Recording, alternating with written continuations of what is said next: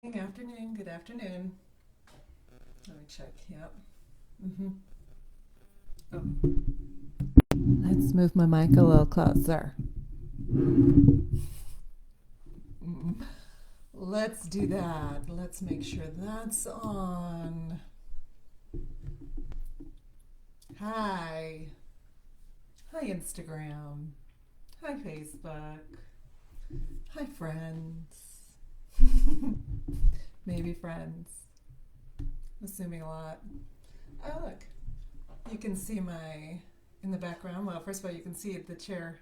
Sort of. You can see my gamer chair that I sometimes use. I'm not using that right now. And then also my blocks and my yoga mat. It's out. Look at that. What do you know? It's out. Oh, and some of you can also see my keyboard, my Korg, my trusty Korg. It's like 20 years old. Still booting along. Woo! Good afternoon. Good afternoon. Good afternoon. Welcome. Welcome to some live office hours with me, Dr. Shannon Coates. I'm sporting some big hair today. You are welcome for that. Woo!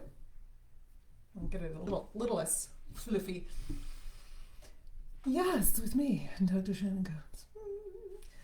I am a voice teacher and educator and voice educator, all of those things, the developer of the VoicePed degree, and lots of subject specific classes that are for voice teachers, including, here's sales, including Diagnostics 101, which is coming up next Tuesday, and which you can get more information about on my website, drshannoncoates.com.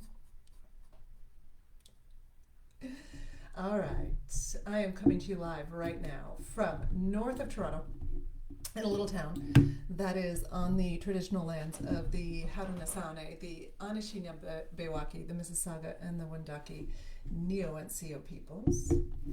And I'm grateful to live and work on these lands. Speaking of diagnostics, let's get there. I apologize, I'm a little distracted. Let me get over to the other side here. There we go. I might be less distracted now. We'll see. We'll see. We'll see what happens with the distraction level. Hey, so we're talking about diagnostics, right? What are we talking about? Why? Why am I talking about diagnostics? Talking about diagnostics because diagnostic skills tend to be a pain point for voice teachers.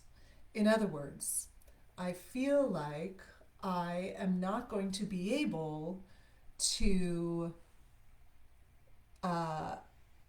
figure out what's wrong or what's happening in the voice of the singer or singers who I am working with, and therefore I will not be able to provide the full value that I perhaps have implicitly promised and or what is expected in when we're working together.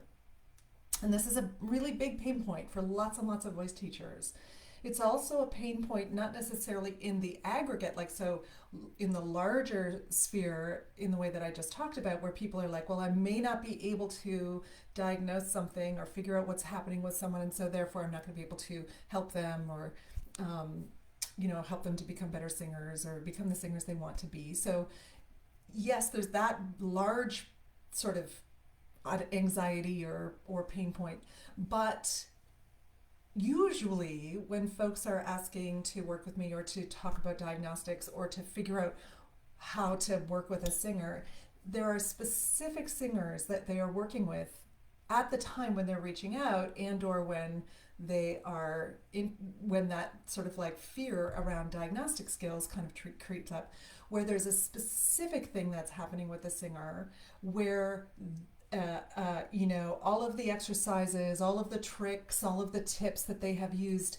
previously with singers to help them, to support them, to find the fix, is not working right now, or there's something specific that they've come across in a singer, and that singer is, they can't figure it out for whatever reason. So it isn't necessarily this larger pain point around like, am I going to be able to figure out what's happening with the singers I'm working with? But in many cases, when I'm speaking to voice teachers about diagnostics, and when I ask about diagnostics and we talk about diagnostics, voice teachers have like 2, 3, 5 singers right there, come right to the top of their brains. And they're like, yes, this one singer that just does not seem to be able to get XYZ, or I do not seem to be able to figure out the right exercise for XYZ, or I'm not able to do the thing for this one specific thing. And I wanted to talk about, last week I talked in live office hours, I talked a little bit about a reframing of the question of what do I do with this singer, and also a reframing of the idea around I need to have an exercise, or I need to figure out, I need to build some kind of exercise routine with this singer so that they can, change or whatever. So last week I talked a little bit about that in live office hours, and we're going to expand on that in the Diagnostics 101 class, as well as there's some worksheets and some prompts, some questions and prompts and ideas around how do I work with singers when I don't know what's going on in the voice.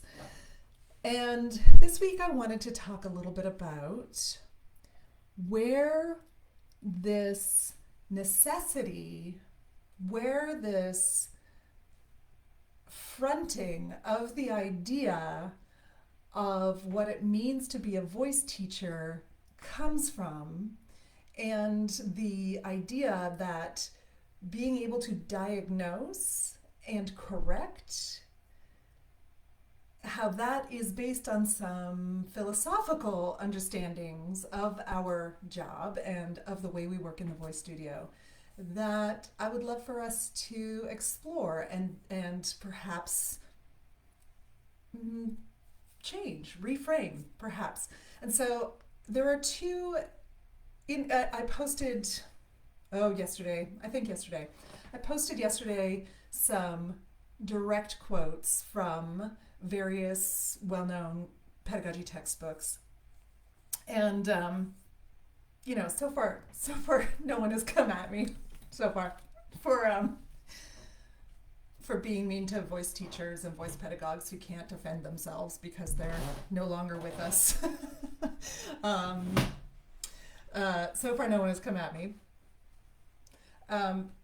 Maybe someone will at some point, fine, whatever. Come at me for quoting them, putting their actual words. And perhaps I am taking some things out of context. That is certainly true. In obviously little tiny quotes that come out of a 300-page book. Clearly, that's going to be out of context a little bit, because the context is 300 pages. And yes, I am clearly taking some, quotes. But I wanted to post those quotes so that we could have this kind of understanding of what the legacy of some of the systems, the philosophical underpinning of these systems, what the legacy of that is in our pedagogy.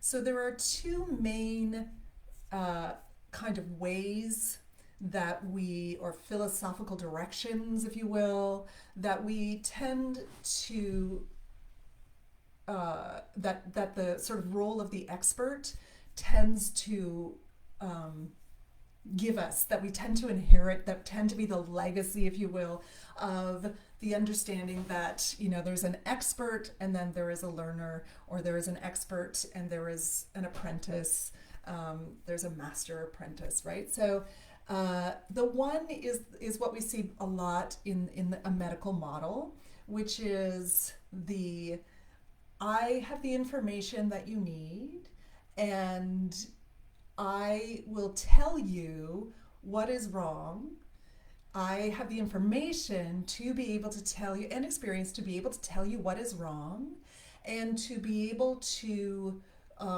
give you the cure. So I have the medicine, I have the exercises, I have the et cetera, et cetera. I can cure you, or I have the information so that you can be cured or healed or et cetera. And when that sneaks into, when that sort of systemic idea around expert and apprentice or non-expert, when that is the philosophical underpinning of our pedagogy, the outcome of that is something like what we will see in with this language around diagnosing, right? So McKinney is a great example of that. In his text is, and I've got it here somewhere, where is it? Oh yeah, the diagnosis and correction of vocal faults, right? So that is an excellent example of, and he was actually a doctor, right? So, so that is an excellent example of how that medical model sneaks into and becomes a philosophical underpinning for pedagogy in the voice studio. So what does that look like? Well, then that looks like we start to use words like diagnosing or diagnostic skills or I need to diagnose you. And we start to use words like the correction of vocal faults. So we start to describe the voice in terms of its faults and the things that are wrong with it.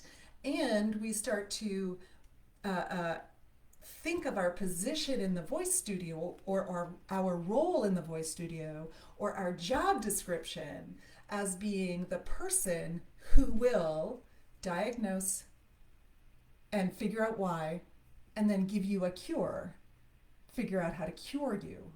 So you can see how this is how that kind of trickles down into our pedagogy. So then we get quotes like, you know, we have to have the expertise to recognize the symptoms, we have to determine the causes, and we have to devise solutions to help singers sing efficiently.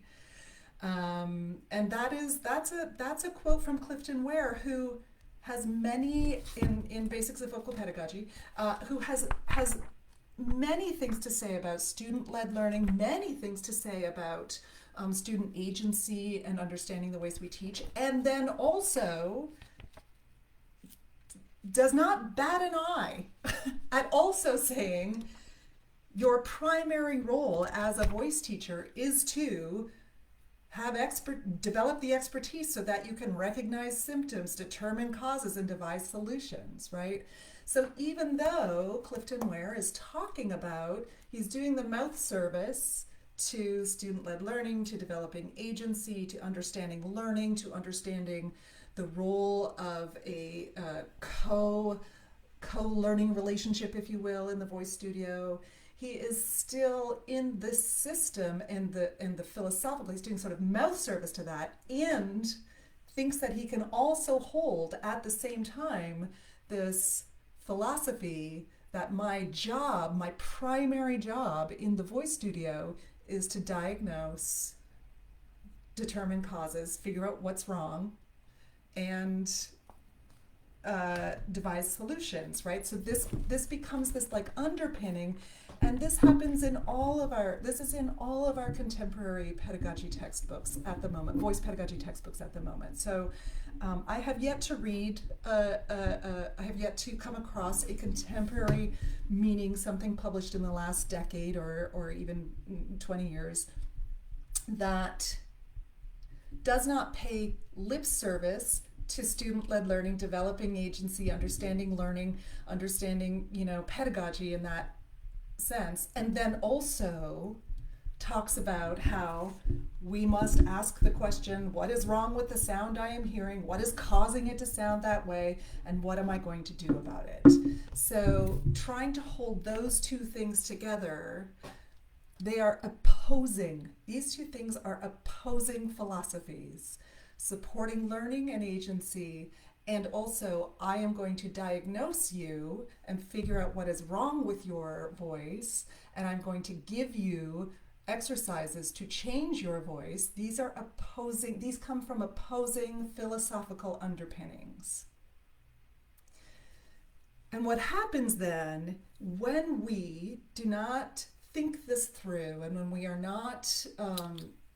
not putting the kind of like work into thinking this through, but is my actual job to diagnose? Is my actual job, and if it is to diagnose, is it to diagnose in this way? By like figuring out what's wrong, figuring out what's not working. And then is the next step of my actual job to assign an exercise? So if we're not thinking those through, what happens? Even when we are philosophically embracing the philosophical understanding of student-led learning, supporting singers in their agency and developing agency, supporting singers by providing options, even when we are embracing that philosophy, when we are not thinking critically about this idea of me being the diagnostician, and then what that means, how that plays out in the voice studio,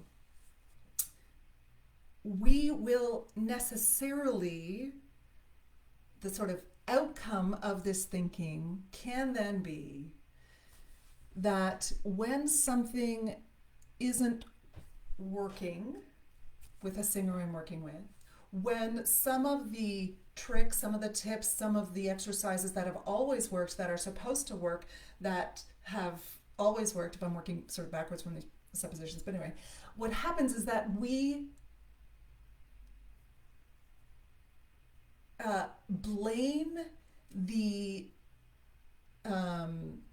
lack of learning. We blame the slowness of the learning. We blame the ineffectiveness of the learning or of the teaching on our lack of diagnostic skills.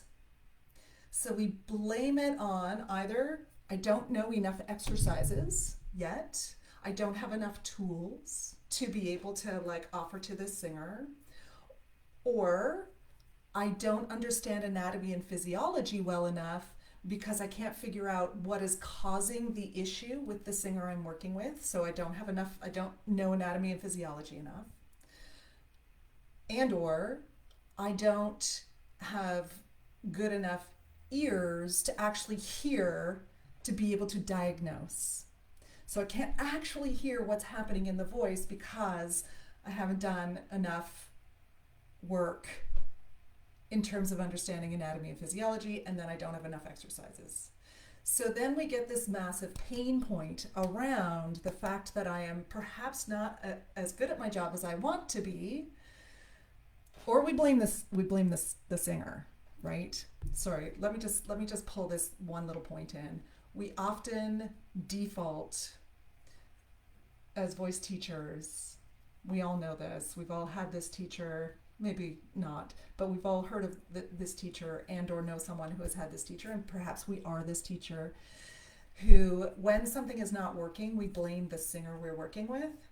So we sometimes we'll go with like, oh, I don't have the right exercises, I don't have enough anatomy and physiology, I don't understand, I'm not hearing what's happening with the voice, or I'm hearing what's happening but I can't describe it, so I don't know what's wrong, so then I don't know which exercise, or the exercises I normally use don't work, or the things I normally do don't work, so this is my fault, I don't have enough information. Or we blame the singer we're working with, right? This singer doesn't work hard enough. This singer is just not getting it. This singer is just a slow processor. This singer is really uncoordinated. I don't know how much I could possibly, even when I explain it to them, they still don't get it. Right? We blame the singer. This happens quite a lot, where something is not working, and so we blame the singer for all of the things that are not working. Okay. So we have this giant pain point. If we're not blaming the singer, if we're blaming ourselves, we have this giant pain point around diagnosing and around the understanding of anatomy and physiology, and around whether or not we have enough information to be able to serve the singers we're working with. And I would this is the sort of master-apprentice kind of thing, and like I said, it's quite prevalent in medical circles, and comes in real strong in medical circles, and so then we also have it in the voice studio. Hey, Elise. So when we start to examine that philosophy, when we start to examine that philosophical underpinning, that my job is to diagnose, and then the reason that I'm not able, or that the singer is not progressing, is because I can't figure out what's wrong, and therefore I don't have the right exercise, or I just don't have enough exercises yet. I don't have enough tools, right? Or I haven't learned how to use the straw, or I just haven't learned how, all of those things. When we start to examine that, and we start to truly lean into the philosophy that underpins student-led learning, that underpins supporting agency, that underpins working toward autonomy, that underpins learners as the primary voice of experience in the studio.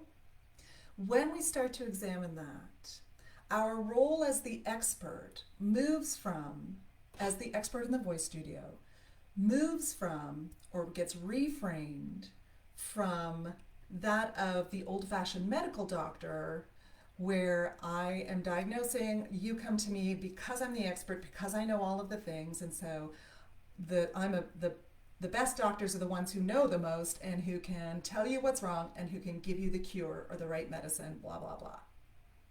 We move from that into the model of supporting agency that says, I'm an expert because I'm really good at observing and drawing your attention to the observations, and I'm really good at offering options. I have lots of options, and I'm really good at being with you in this lesson space, in this studio space, and putting out the smorgasbord of all of the options, and being with you as you figure out what works for you to support your goals. That's why I'm an expert. I'm not an expert because I know all of the anatomy and physiology and all of the science of sound and all of the acoustics and all of the neurobiology and et cetera, et cetera, et cetera. All of those things are not bad things. Do not get me wrong. I am not saying we should not have that information. Absolutely. I'm saying that diagnostic skills should be validated by that information, not contingent upon it. The more we work in the voice studio in a way that aligns with this philosophical underpinning or the value of student-led learning, the singer I'm working with is an expert on their own body and the sounds they want to make and the way they want to make them. And my job in the studio is not to tell them what sounds to make, how to make them, what's wrong with the sounds they're making, and to give them exercises to change those sounds. My job in the studio is to give them options to explore so they can figure out how to make those sounds for themselves, so that they understand, and so that they can also have self-assessment process. That's my job in the voice studio. That is the true, that is pedagogy. That is actual teaching, where we are supporting agency. We're not diagnosing, and yes. The more we go in that direction,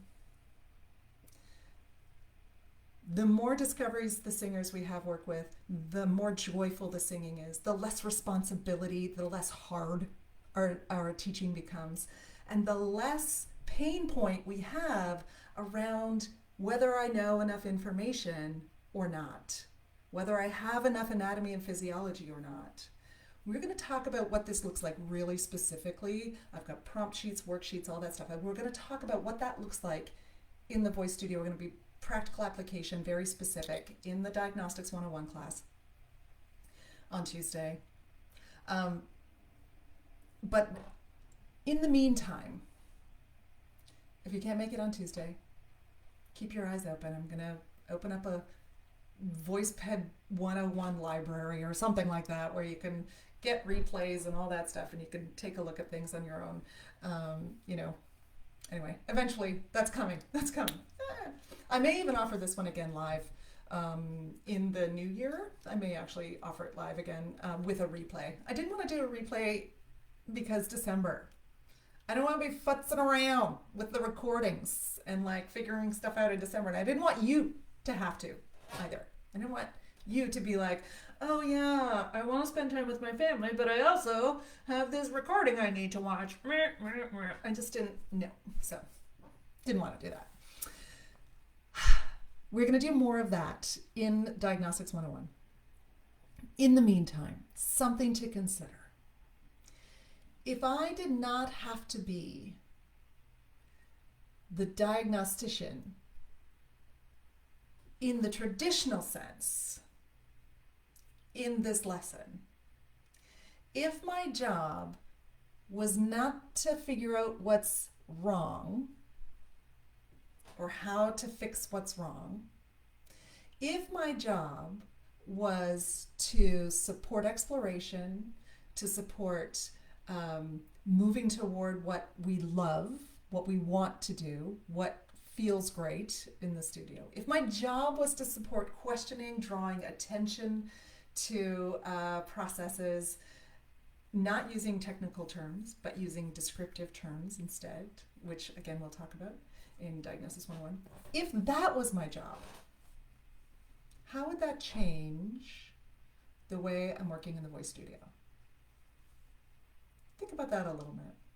When you are tempted to say, again, I talked about this last week, but when you are tempted, when you are challenged in the voice studio and your question, you're having a pain point around, I don't know what to do next. I don't know which exercise to use. I don't know how to get this sound.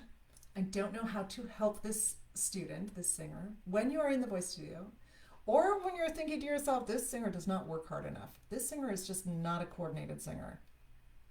When you got those thoughts going on, which is fine, you're allowed. Ask yourself, what do I want to hear more of? What do I want to hear more of? And then how do I move toward that? Versus, what do I want to correct? I know. What do I want to hear more of? We are going to, again, we're going to get really practical about that in Diagnostics 101. And we're going to have some, there's a Q&A section at the end of the actual class, so we'll get to do some talking then as well, but and a little bit more deep dive into that as well. But in the meantime, and if you are not able to come to the class, great. And consider, what is my job? Is my job too, as the pedagogy textbooks, all of them say this. There is no pedagogy textbook.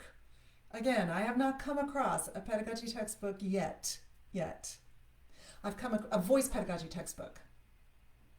I've come across there's a lot of this kind of discussion around learning and supporting agency and autonomy and learning, student-led learning in actual pedagogy texts, so in actual educational circles, right? In classroom education especially, there's lots of discussion in that sense.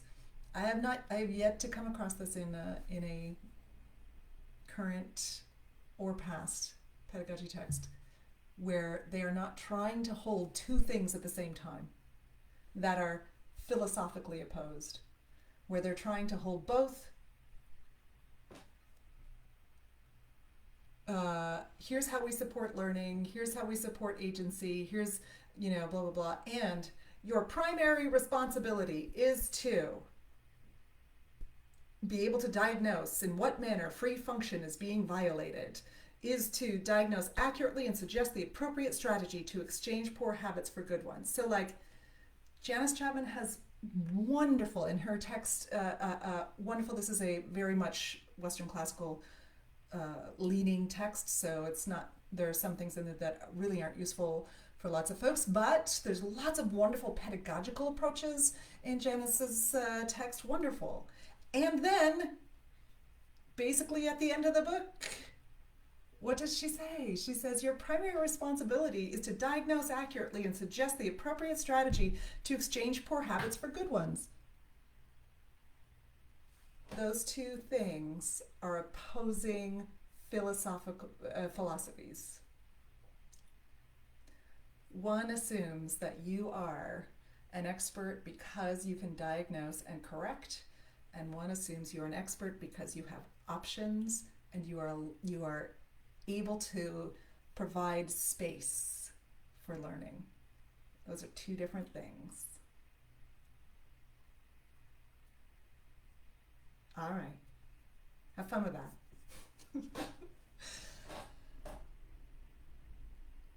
And maybe if you're into the pedagogy texts and you love reading the pedagogy texts, maybe keep your eye out for that. Keep your eye out for when things get real prescriptive, when things start to sound like, are you telling me that I am a doctor in this situation? Just keep your eye out for when things when the understanding of what it means to be an expert gets a little bit prescriptive, a lot prescriptive, and paternalistic. It becomes paternalistic so quickly, where we discount or ignore or dismiss the experience of the singer in front of us as they are experiencing whatever it is they're experiencing.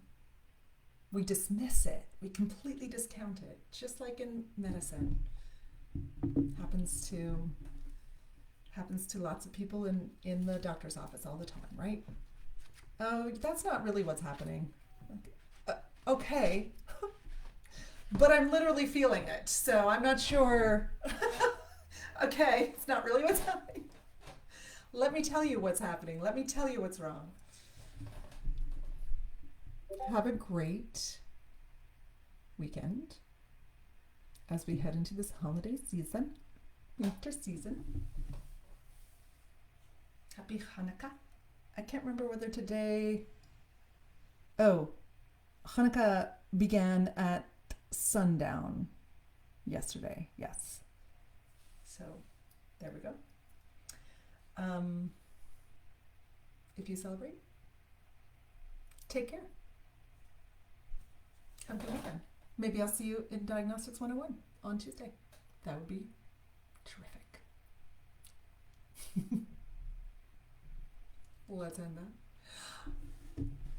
Take care, Facebook friends. Have a great weekend. Bye. If I could possibly get that. There we go. I'm going to end it now. Ending!